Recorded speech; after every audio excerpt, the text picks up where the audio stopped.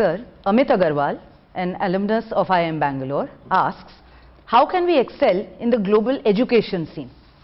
Amit, it's a very good question. I have believed all through that education alone can be transformational of societal situations. It is education that alone can make a difference. And fortunately in our country, after a gap of 34 years, we have a new education policy. Evolution of this new education policy has been after taking inputs from various stakeholders. And the new education policy has imparted a mechanism which allows natural growth of talent amongst our students. And I am sure it will be a game changer. Much is happening on that count. One aspect which is slightly of concern is that on account of partisan interests, the policy has not been accepted by some states. This is not a policy of one government or a political party. It is a national education policy and we must subscribe to it. We cannot overlook the situation that in ancient times India was home to some of the best institutions globally, Nalanda to name one. Time has come when India must become home to such like institutions, and I have no hesitation in asserting that our IITs, IIMs and other institutions of excellence are next to none in the world. Only we need to recognize that. So, taking into account the immense potential of and the challenges faced by today's youth, Soumya Vijayalakshmi, an alumna of IIM Bangalore, asks, how do you think the Gen Z leaders will be prepared for Indian business, politics and beyond? Soumya, my visit to IIM Bangalore was very rewarding. I got the first-hand feel that our future is safe. When I looked into the eyes and saw the response of students, I have no doubt our next generation is going to make us ever proud. We are at the moment in Amrit Kal, but you all constitute a category of people who will take us to India of 2047. I call you as warriors of 2047, and I have no doubt that we will be in a position to reach at pinnacle of global level with your commitment and direction. So we are extremely sanguine about the performance of our next generation leaders. The education ecosystem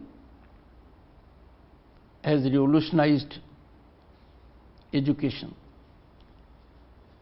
One thing which is very wholesome, which is very impactful, that there is emergence of an ecosystem on account of several government initiatives and affirmative policies that make available to every individual young mind to fully exploit his or her talent and potential, and that for sure will contribute to the growth of the country and make enough avenues available for generation next.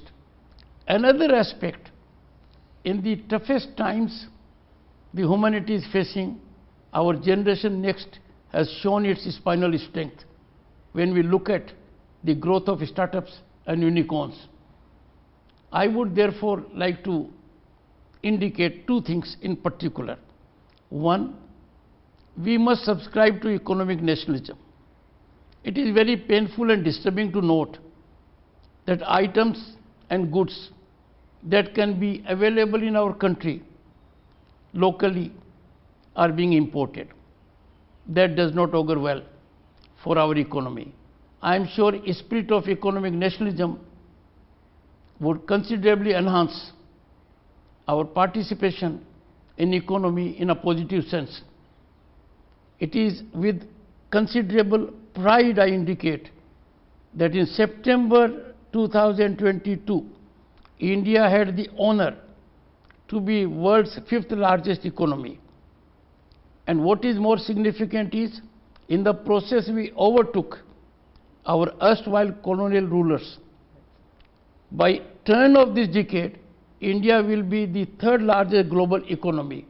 This is on account of efforts of institutions like IIM, IITs, and the great effort put in by our artisans, our farmers, our industrial workers, our entrepreneurs, and also our industries. So, governmental policies, efforts of everyone has resulted in accomplishment of this dimension, which was not thinkable a few years ago. Sir, Abhishek Sancheti from the PGP course has two questions geared towards the clarion call for a self-reliant India. He asks, what is the role of students of IIM Bangalore in realizing Atmanirbhar Bharat? Additionally, what is the importance of being Atmanirbhar in an increasingly protectionist world? In a related question, sir, Palash Gupta, an alumnus of IIM Bangalore, has drawn attention to the critical link between education and democracy. Palash asks, what is the importance, contribution and relevance of educational institutions like IIM Bangalore in strengthening the democracy in India?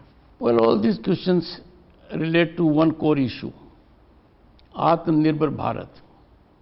Now, this concept envisioned by the Prime Minister is being realized on the ground, and this has become an important facet of our Amritkal performance. I can indicate with deep sense of pride that the nation is on the rise as never before. Our rise is unstoppable, and this is on account of directional policies aimed at improving in an inclusive manner lives of our people. This has been demonstrated. India's rise at the moment is not pyramidal. Rise of this country at the moment is of a plateau nature, and the rise is not limited to metro cities. The rise has taken roots in villages as well. Just imagine what an out-of-box thought which has been realized. Aspirational districts and smart cities. This concept has brought about equitable growth and development to all parts of the country. IIMs are premier institutes. They have global recognition. Same is about IITs and other institutes also. Even in the legal field you will find what was not there earlier. We have national law schools and they make us proud. What is to be seen is, can we allow our institutes of excellence to be run down by other institutes outside? And that running down, unfortunately, is taking place by setting afloat a narrative in foreign universities on platforms that are fiscally driven by our billionaires. I am not critical of the role of billionaires. They may not have done it with the same intentions. Their bona fides are not suspect, but they are required to be extra careful. Just imagine a scenario. There are universities in the US that have students and faculty from various countries in the world. How is it that only our students and our faculty positioned in that university will be decrying our progress, will be denigrating our nation, will be setting afloat a narrative to run down our IITs, and all out of ignorance and without any factual premise? So I am sure that we need to antidote these nefarious activities. Our accomplishments are for all to see. Writing on the wall, if we have today more than 100 unicorns and become an envy of the entire world, that is on account of the strength of our institutions. To call IITs, to call IIMs as exclusive preserve of upper caste is an insult to the ground reality in this country. And I am sure all right-thinking people, particularly of the category who are students of IITs and IIMs, they must speak out their mind and go about it. Prime Minister Narendra Modi has very aptly described startups as being economic backbone of New India, adding strength to the resolve of Atmanirbhar Bharat. The startups have created numerous employment opportunities across the various sectors. Prime Minister has rightly indicated that rather than be job seekers, become job creators. And so India is making impactful presence in the field of employment on two counts. One, the government is generating large number of jobs. Only recently the Honorable Prime Minister has distributed it in a function. Large number, thousands of jobs, lakhs of jobs.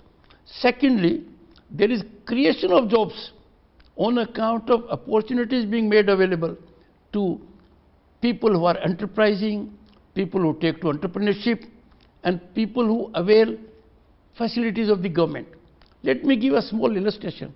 Just have a look at Mudra loans. Look at the dimension of it.